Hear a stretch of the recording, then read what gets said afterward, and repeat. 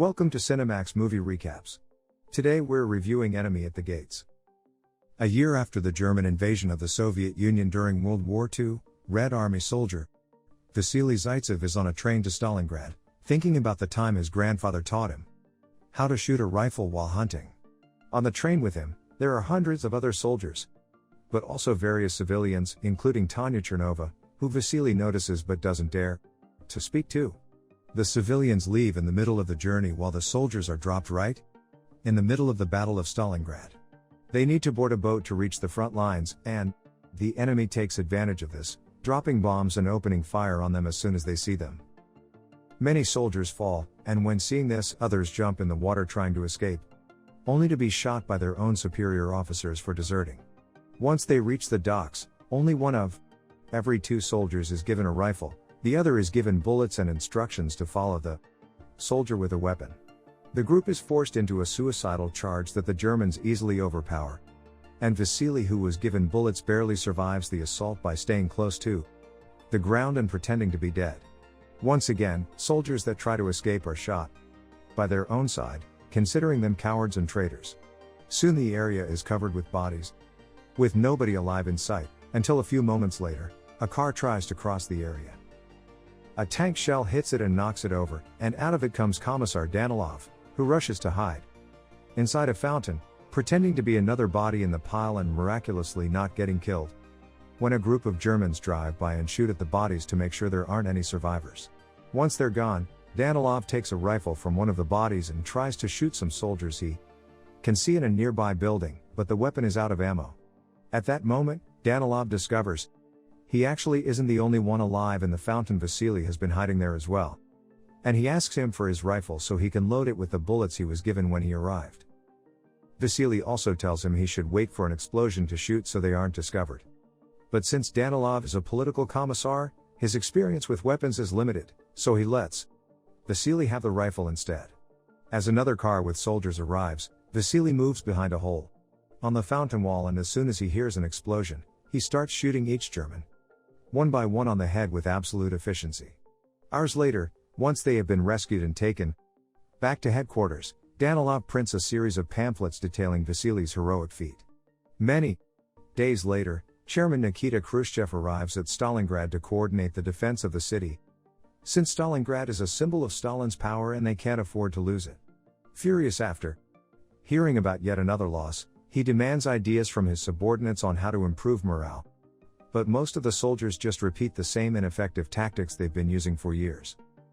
Danilov, however, proposes something different. He thinks that instead of punishment, they must deliver hope. They should create a hero and inspire people to make them want to protect the motherland, and he has the perfect hero for that job. Danilov's idea is approved and he gets promoted to senior lieutenant. Vassili's face now appears in the newspaper, presenting him as an example to follow. He's also been promoted, in his case, to the sniper division. From then on, Vassili becomes the face of the Russian army, both a national hero and propaganda icon. And his exploits would appear on every edition of the army's newspaper, plus on pamphlets that would make their way all over the walls of the country. One day, during one of his missions, Vassili and his team are found by a young boy called Sasha Filippov, who admires Vassili. He invites him to his very humble home, where his mother, Mrs. Filippov, prepares him dinner as thanks for what he's done for their homeland. Soon after they make it there, Danilov arrives as well, bringing letters from Vassili's fans from all over the country. To keep up with the plan of hope and propaganda, Danilov makes him reply to all of them, although he's the one that tells Vassili what to write, especially since he has to help him with spelling. One more person arrives after they begin: Tanya, the girl from the train, who is like a sister to Sasha and has become a private in the local militia.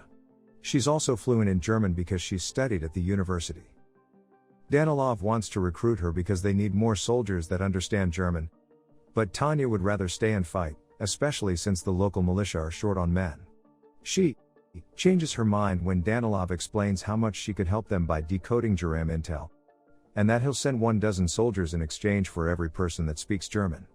Meanwhile, the German army is starting to suffer the toll Vassili and his team of snipers are causing in their ranks, so they summon German Major Erwin Koenig, a renowned marksman and head of the German. Enjoying the recap so far? Don't forget to subscribe, turn on notifications and leave a like. We're dropping daily recaps, so let us know if you have any special requests by dropping a comment. Enough from us. Let's get back to the recap. Army Sniper School at Sasson. He's tasked with killing Vassili, and Koenig prepares a plan to make Vassili come to him instead of doing the chasing. Some hours later, Vassili is woken up from a nap by his team because there's some trouble in the department store sector.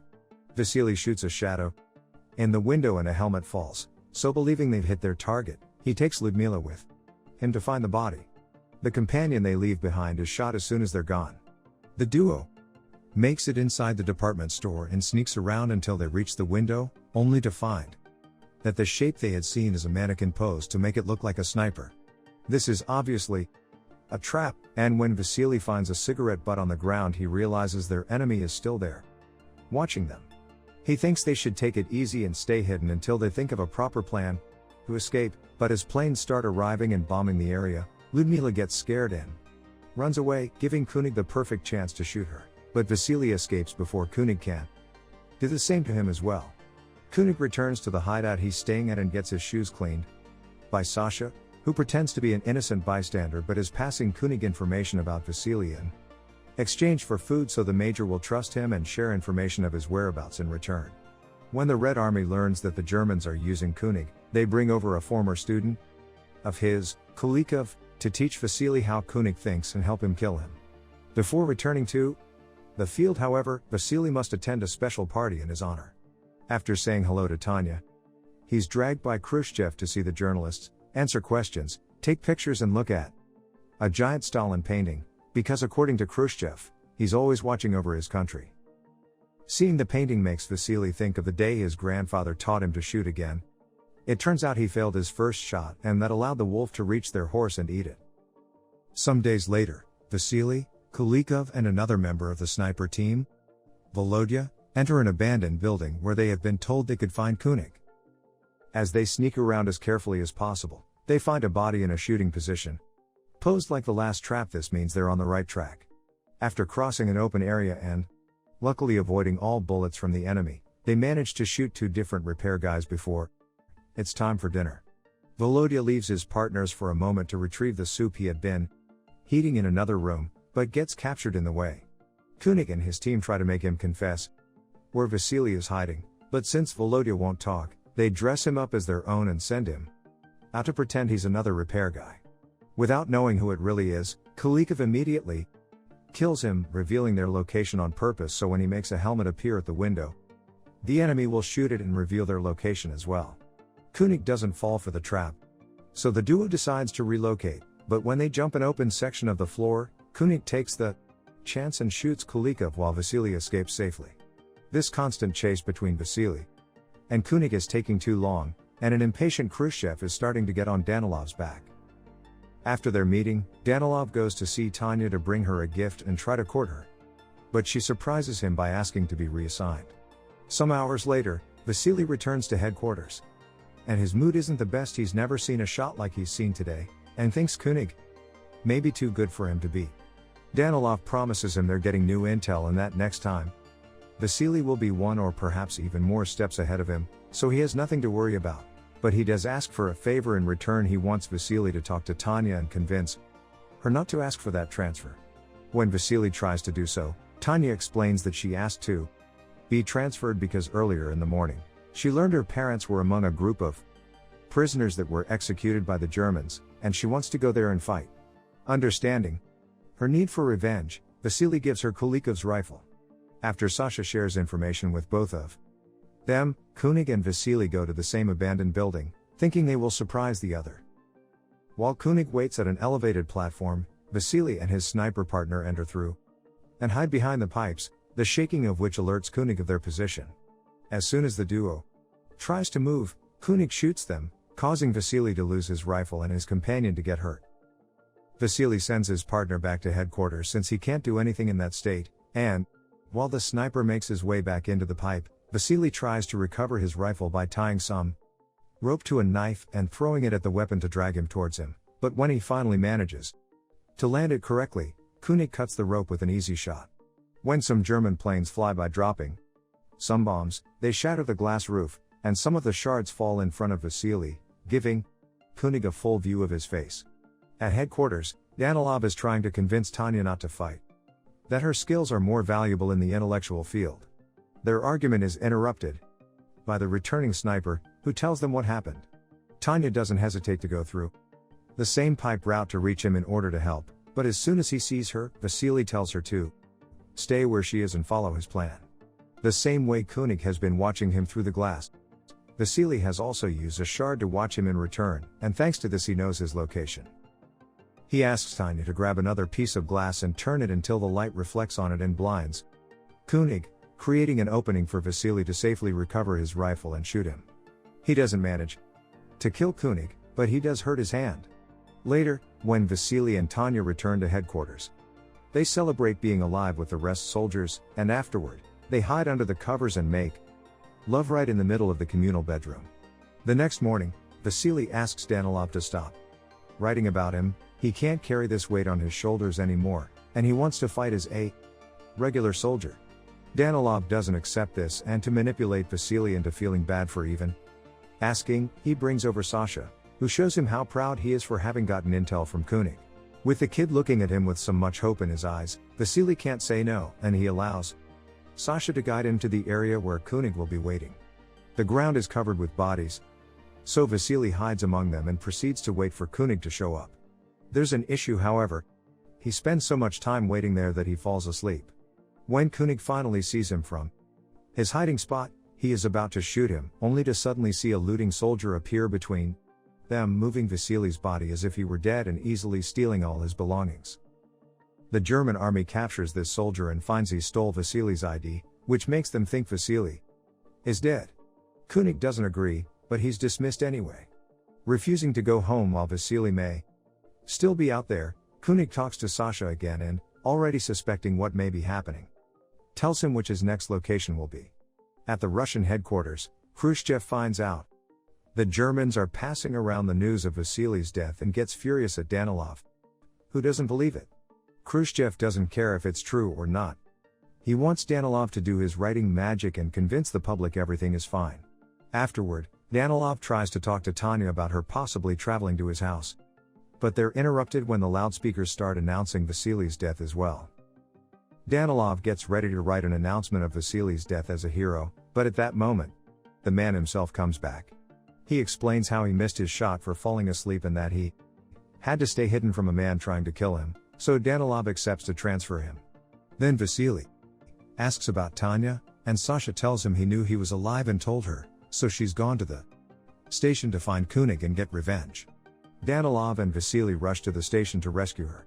And when they find her, Vassili and Tanya kiss, causing Danilov to get incredibly jealous. So when he returns to headquarters, instead of writing his report about Vassili's heroism, he communicates to the world that Vassili became a traitor.